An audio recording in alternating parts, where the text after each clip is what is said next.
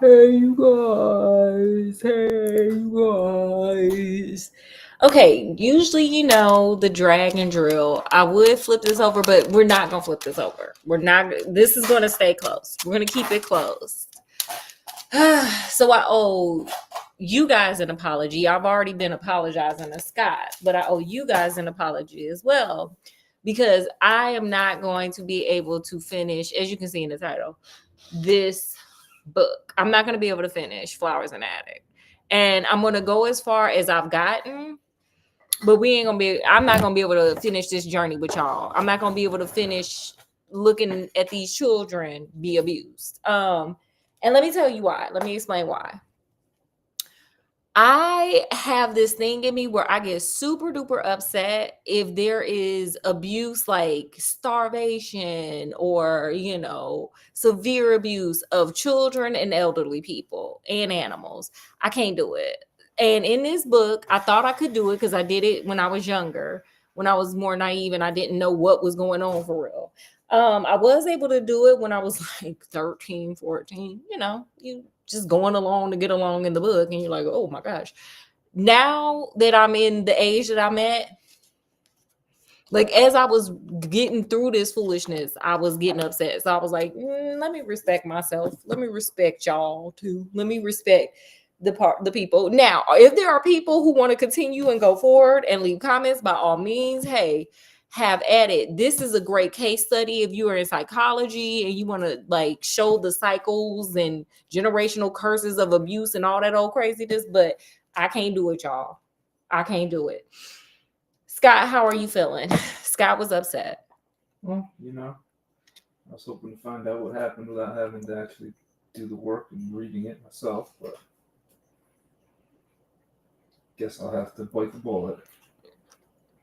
Exercise my brain. Somebody gonna have to bite this bullet, and I am not gonna be that girl. Now, I will give y'all. I'm gonna spoil it. I'm gonna just go to the end. I just can't deal with the fine-tuned details of it anymore.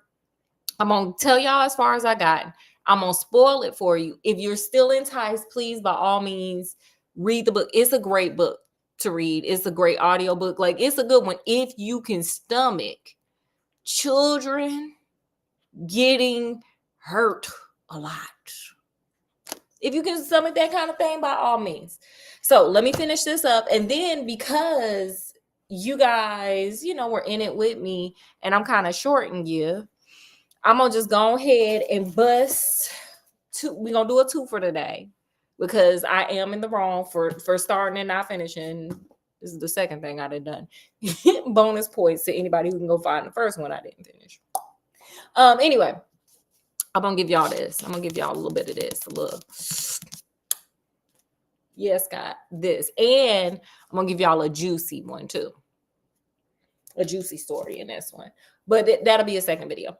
Okay, so let's get on with this one. Let's wrap this up. Let's be done with her. Anybody who can do it, honey, you're doing the Lord's work.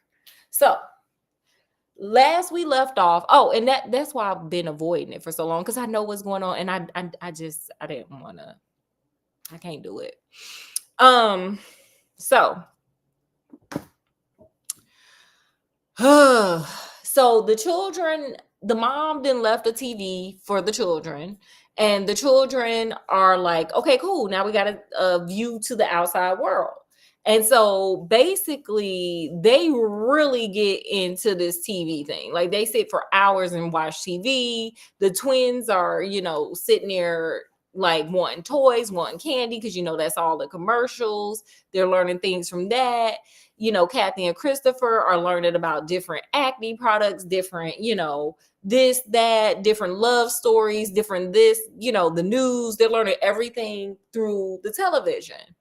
Especially because they're in the winter months and it's really super duper cold, to the point where it's so cold they can't go to the attic. They are not going to the attic. Okay, they are flowers in the attic, but they ain't going all the way up because baby, ain't no insulation, ain't no heat, ain't no nothing, honey. So them children are just sitting there, just honey, being little couch potatoes. Like what? What is that? Do I need some fluoride? Do I need floss? What is it? So So over time, and by time I mean another year, they decide, okay, we have read all the books possible. We have watched enough TV that's possible. Our mama ain't coming hardly no more. She comes like she was coming like every day. Then it dwindled down to, twice a week. Then it dwindled down to like every other week. So at a point, like these children are growing up. Like Christopher is now 15, Kathy's now 13. Puberty is happening. Puberty is happening. Reproduction is on the tracks. And so, Christopher is like staring at Kathy, like, yeah, girl, look like you blossoming over there. And so, I guess one of them twice a month visits that the mama comes, even though she's in the same house with her children, them twice a month visitations, I guess he talks to the mom and he's like, hey, this girl's about to, go through the change. So not like the change after your 50s, but like the first change you make. And, she's, I guess he's saying she's not a girl, not quite a woman. Okay, period. Shout out to Britney Spears. You know that song, Scott? I'm not a girl, not quite a woman. Did I sound like Britney Spears at least? Sure. Period. So anyway, so he talks to the mama. The mama comes and has the conversation with Kathy. Now, Kathy is over here thinking, oh my God, puberty, because she watching TV. She getting her information from TV, not real people, not her classmates, nothing like that. And she's thinking, oh my God, I'm going to just blossom and it's going to be great. And I'm going to, these things are wonderful. Her mama pretty much breaks it down to her. She like, girl, every month, okay, you going to cramp. And yeah, you ain't going to have a cut, but blood going to flow, period. Okay, you need to use these pads. It's going to be great. And Kathy's just sitting there, jaw on floor, hair blown back, eyebrows gone, singed off. Like, wait, what? What? And so that's how she's introduced to puberty in the attic, with none of her peers to kind of help her, just her mama just throwing some pads over there and like, girl, it's a problem, but it's not. I gotta go. I got stuff to do. I'm in secretary school. So, that's what their life is. So she learns that she's going to hit puberty. She knows that Christopher has hit puberty because she's finding little stains in his bed and it's gross because she's the one washing the sheets. And everybody's just hitting puberty, honey. Everybody's just hitting puberty. Remember puberty, Scott? Mm-hmm. How was that for you? It's a time. A good time, a bad time. Sorry, I got silicone straws. These are not fun. Little each, little both. Period. Okay, so puberty's happening. So time is continuing to go on. They're discovering they've done everything they could do, and now like a full year has gone by, like a whole year has been in the attic. Another year rolls by. So now they're just like, we just gonna do whatever the hell we want. Because these people keep saying they're going to beat us. They keep saying they're going to do this. They gonna keep saying they're going to do that. And they ain't doing nothing. So these people, these children would sneak off, get on the roof, get them a little sunshine, a little vitamin D in their body, yada, yada.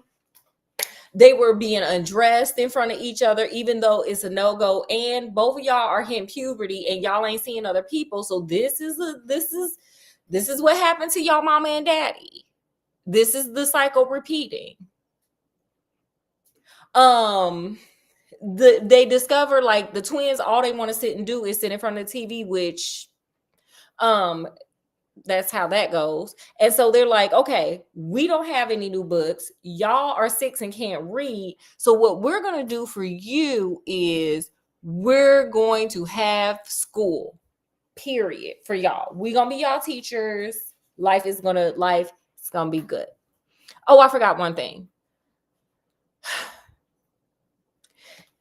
Cat, like when the mama come, because she comes so infrequently and because she didn't just lock them up in the closet, okay, or in the attic, I'm sorry, because she didn't lock them up in the attic, the twins start thinking of Kathy as their mama. So Kathy starts to notice that they mama, when she come, the twins just act like she ain't there. And guess what? She starts acting like them twins ain't there either. She just doesn't want to be bothered. And the mama is now starting to be all over Christopher. She is all on Christopher. She's kissing on him and hugging him. Like, it is just incest city here. Scott's over here frowning. Huh? The mom is? You got to remember, Christopher looked like the daddy. Right. So this is nostalgia for her. She like, oh, yeah, come here. Come hither. So, the mama all up on Christopher, kissing on him and stuff. And Kathy just like, girl, this is a problem. This is a problem. This is a weird problem. You don't hardly come see nobody, even though we live in the same house and we right upstairs, okay? And you making all these lame excuses that only satisfy the person that give them, like the mama the only one satisfied. And then when you do come, you over here acting like Christopher is our daddy. She starts noticing that. So whatever. So anyway, fast forward back to like the year after that, because it's been 2 years they've been in this attic and nobody has thought to escape. Especially teenagers. Like, Scott, when you were 15, when did you start sneaking out the house? Because I feel like teenagers sneak out the house. I did as a teenager. Yeah, I mean, around that time, I guess, 15, 16, 17. These are the only damn teenagers on the planet that do not sneak out the house, and they in captivity. Like, I don't understand, but whatever. Y'all write down there and there if y'all used to sneak out the house. And if this was your situation, what would you do? Because I feel like this is a lot. This is a lot. The kids don't even recognize their mama. This is a lot. The mama is over there dry humping her son. This is a lot. So anyway, so they decide to set up school. At first, the twins are like, we are really trying to get it in with this TV thing. Why are you interrupting that? Like, baby, we ain't in society. They don't know that we can't read. Who gonna check us? Who even know we exist? Who gonna check us? So they slowly kind of get them into school by starting to, do fun things, and slowly it rolls into school. Similar to how all of us are trapped in there. Like, kindergarten is snacks and singing, and slowly they just roll you into calculus and chemistry. It's sad, but necessary. So anyway, so they're doing the school thing with the twins. They're also, again, I said, not really following them rules that grandma said to do, which I really would do them if I was them, but they started to get a little lax. So one day, Kathy is like, I have hit puberty, and I have never seen myself fully nude. And, this is a weird thing. Like, I feel like girls should see themselves fully nude. And so one day she, sends Christopher and the twins upstairs, and the twins upstairs, and she strips on down to her birthday suit, honey. And she's like, period. Mama say, mama got to see this body and what it's working with. Like, is it worth all these cramps every month? And hey, Kathy said, yes, it was. It was worth every cramp. She said she started blossoming like her mama. She was looking good. And so, she's a ballerina. And so she started doing her little plies and her little ballet moves. I wish I had a tutu, Scott. I need a tutu. Okay. I too would like to be a ballerina. So anyway, so she's doing her plies and her high jumps. And all of a sudden she feels somebody staring at her. Who do you think it is, Scott? The brother. Yes. He looking through the closet like we looking through these blinds, but we about to shut them permanently. And he like, yes, I don't see no other, I ain't in high school. I ain't got no other chicks to look at, but I got my sister. And so he's just looking at her. And so she gets shocked. She's scared. She's like, oh my God, what do I do? And then all of a sudden, the doorknob turns. The doorknob turns. Scott, the doorknob turns. Who do you think it was? Probably be the grandma. It ain't the damn mama, because she don't hardly stop by. She done got her man and she forgot about everybody. She's one of those. So the grandma come in. I'm just going, y'all see I got the flags. I'm just going to read y'all the parts, because every part when this woman come is a lot. Here we go. Just then, behind me, a key turned in the door lock. Swiftly, I tried to put the dress over my head and pull it down before she came in. Girl, you should have ran to the bathroom, fool.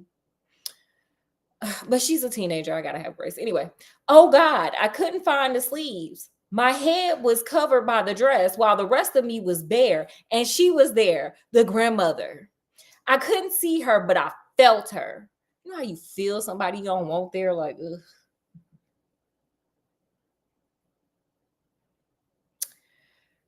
Finally, I found the armholes and quickly yanked the dress down, but she had seen me in my naked glory. It was in those glittering gray stone eyes. She turned those eyes from me and nailed Chris with a stabbing glare. He was still in the daze that put him nowhere, meaning staring at her naked body. So, she spat, I have at last caught you. I knew I would sooner or later. You know, she's just, she got some problems. This lady really needs a therapist. Whatever. She had spoken to us first. This was just like one of my nightmares, without clothes in front of grandmother and God. Chris snapped out of the fog and stepped forward to fire back. You have caught us. What have you caught? Nothing. Nothing. Nothing. Nothing. It really says that like that many times. Okay. Just, I'm not exaggerating this time. One word that reverberated, in her eyes, she had caught us doing everything. Sinners! She hissed as she once again turned those cruel eyes on me. They had no mercy. You think you look pretty? You think those new young curves are attractive, girl? Yes, they are. I bet you if you could get them, you would. But anyway, girl, not only do the grandmama need a therapist, girl, just go over there to Dr. 90210. Just go over there to Dr. 90210. Marilyn Monroe did, and look at what happened to her. You like that long golden hair that you brush and curl? She smiled then. The most frightening smile I ever saw. I feel like her smile looked like that. Like, girl. She probably Scott, look at this mom. Girl. My knees were clicking nervously together. My hands were working too. I felt vulnerable. How vulnerable I felt without underwear and with a wide open zipper in the back. I darted a glance to Chris. He advanced slowly, his eyes flickering around to search for some weapon. How many times have you allowed your brother to use your body? Shot out the grandmother. I just stood there, unable to speak, not comprehending what she meant. Use? What do you mean? Wait, I don't remember where. Ooh. Wait. Oh, I found it. Okay, sorry, y'all. Her eyes narrowed to mere slits that sharply turned to catch an embarrassed blush on Christopher's face, clearly revealing even to me that he knew what she meant, even if I didn't. Girl, how you? Well, she ain't been to school, so never mind. What I mean is, he said, turning redder, we haven't really done anything bad. He had a man's voice now, deep and strong. Go on. Look at me with your hateful, suspicious eyes. Believe what you will. But Kathy and I have never done one single thing wicked, sinful, or unholy. Your sister was naked. She has allowed you to look on her body. So you have done wrong. She whipped her eyes to me and flared them with hate before she pivoted around and stalked from the room. She left me quivering. Chris was furious with me. Sir, you stood your goofy self there watching this girl dance naked. Instead of telling her put on some clothes, you sat there undressing her, even though she was undressed, with your eyes, and that is your sister. You should have been like, girl, get in the bathroom and put on your damn dress so grandma come. But no, you over there looking her up and down like she Playboy. So you at fault too, but here he go blaming her because Christopher just get on my nerves. Kathy, Why the hell did you have to undress in this room? You know she spies on us, just hoping to catch us do something. A wild, distraught look came from him, came from upon him, making him look older and very violent. She's going to punish us. Just because she left without saying anything doesn't mean she won't come back. Again, at any time, I would have just left. Okay, at any time, that woman would have came and opened that door, and this is eventually what they did. That woman would have came and unlocked that door, and I would have bum rushed her, pushed her down a flight of stairs, whatever, and we would have left and let the maids know that we leaving. Like, I know y'all didn't know we was upstairs, but we is upstairs, okay? There are 4 children that woman over there is neglecting, okay? Call CPS. And we out. We out. We just gonna go down to Annie's orphanage or whatever. It don't matter. We out. This is ridiculous. This woman crazy. But they did that like 3 years later. So anyway, so the grandmama left. So she leaves them for a few hours, which is like psychological torture. She leaves them for a few hours. And then she comes back. I'm just gonna read it, and this is where I had to stop because I'm like, oh no, we're not doing this. We're not going. She, and by she I mean me. We don't do this. Okay, so she comes back and she's like, let me tell you something. I ain't gonna whoop you because y'all ain't allowed out this room to go to the hospital. She didn't say that, but what I am gonna do, because I am the biggest damn hater ever. I'm the biggest hating ass grandmama ever. I'm going to cut off all your hair, Kathy. I'm going to shave you bald, okay? You think you cute? You think you cute, Kathy? That's why I got my hair today like this. You think you cute? You ain't cute. I'm taking all your hair. That's what she did. So Kathy was like, and Christopher stood up for her finally. So we just going to read that, and then I'm gonna spoil it, and then we gonna conclude this one. That's when Chris spoke up in his strong man voice. You are not going to cut off one strand of Kathy's hair, grandmother. Just take one step in her direction and I will pound you over the head with this chair. He held one of the chairs we use for dining, ready to carry out his threat. His blue eyes snapped fire as hers shot hate. She flicked him a scathing glance, as if what he threatened were of no consequence, as if his puny strength could never overcome the mountain of steel she appeared. All right, have it your way. I'll give you your choice, girl. Lose the hair or no food or milk for the entire week. This is where I had to cut. I'm like, see, and they actually do starve. This is where I had to cut it. I'm like, okay.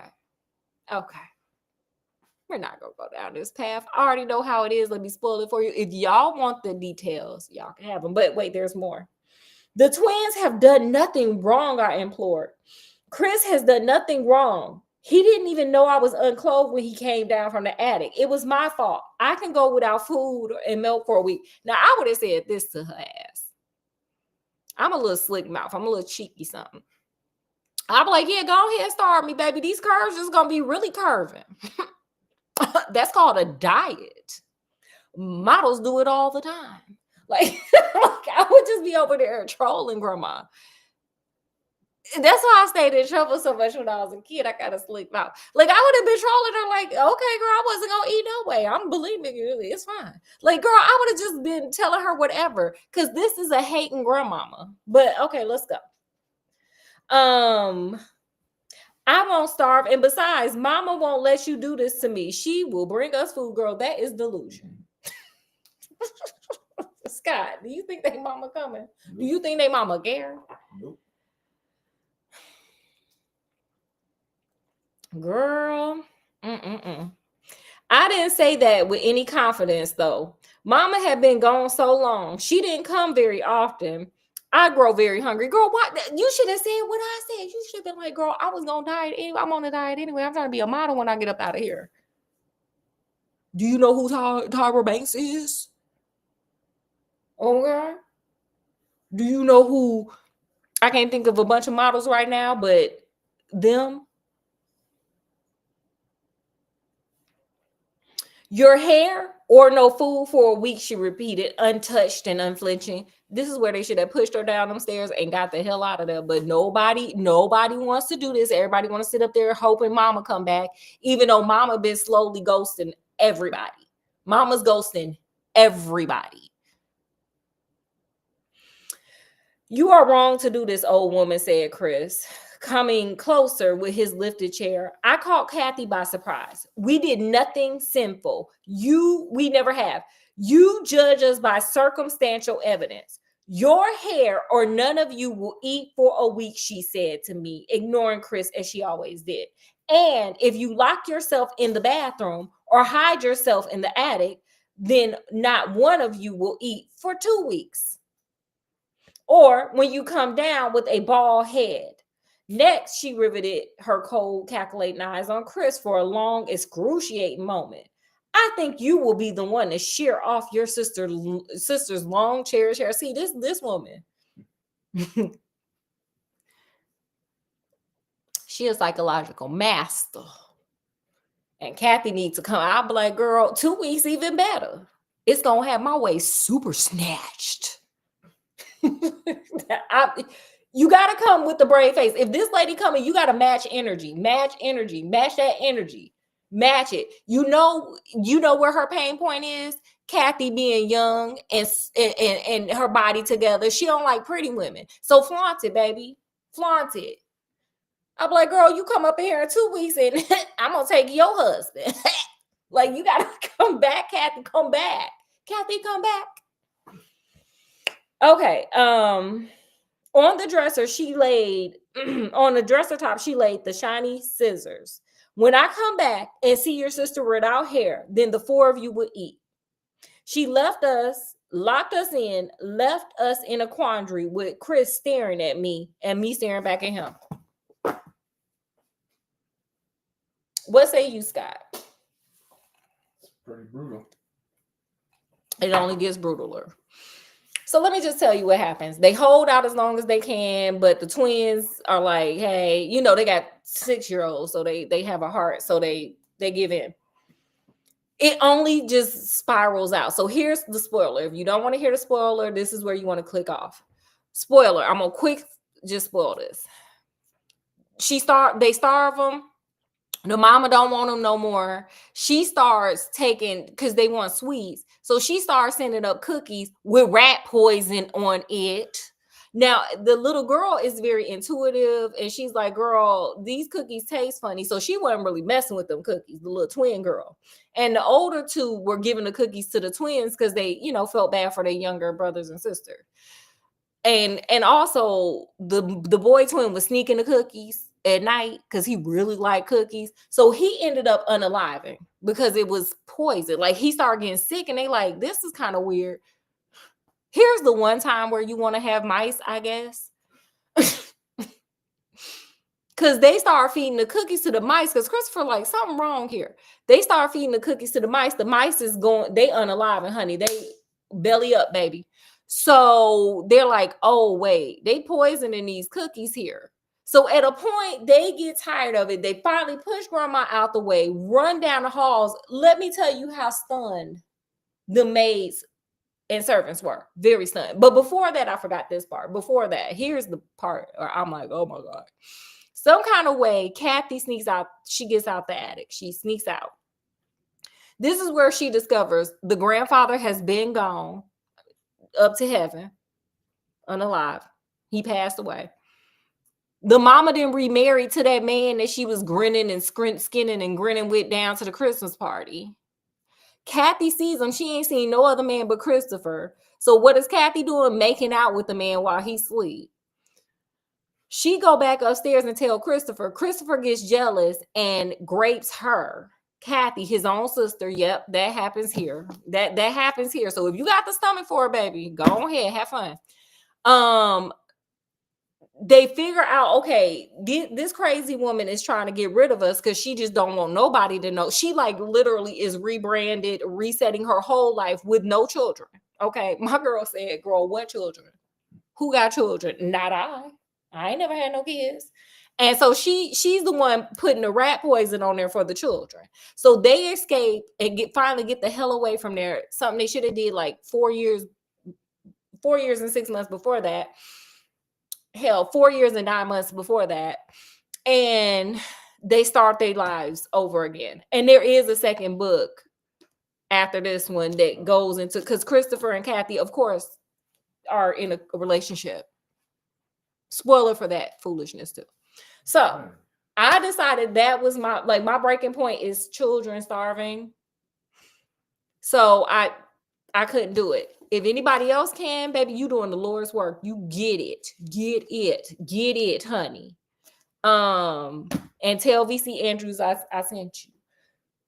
What lessons did you learn, Scott, if any?